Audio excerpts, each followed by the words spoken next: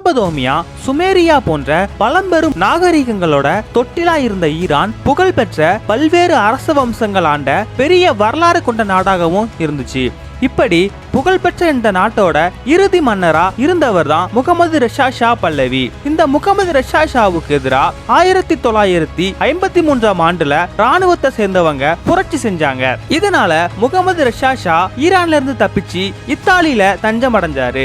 அப்போ ஈரான் ராணுவம் ஆதரவு அளிச்ச ஈரான் பிரதமர் மொசாடக் கம்யூனிசவாதின்னு உலகளவுல கருதப்பட்டாரு. ஏன்னா அவர் ஈரான்ல இருந்த பல்வேறு எண்ணெய் நிறுவனங்களை அரசுடைமையாக்குனாரு. இதனால கடும் ஆத்திரம் அடைந்த அமெரிக்கா மன்னருக்கு ஆதரவா ஈரான்ல களமிறங்கி தன்னோட உளவு அமைப்பான CIA மூலம் ஈரான்ல இருந்த மன்னருக்கு ஆதரவான படைகளை ஒன்னா திரட்டினாங்க. இதன் காரணமா ஒரே ஆண்டுல பிரதமர் மொசாடாக் வீழ்த்தப்பட்டு அங்க மீண்டும் பழைய மன்னரான முகமது ரெஷா ஷா ஆட்சியை பிடிச்சாரு. அமெரிக்கா தன்னை மீண்டும் ஆட்சியில் அமர்த்தியதால அடுத்த 25 ஆண்டுகளுக்கு அமெரிக்காவோட சொல்படி நடக்கிற ஒரு பொம்மை மன்னராகவே இந்த மன்னர் செயல்பட்டாரு.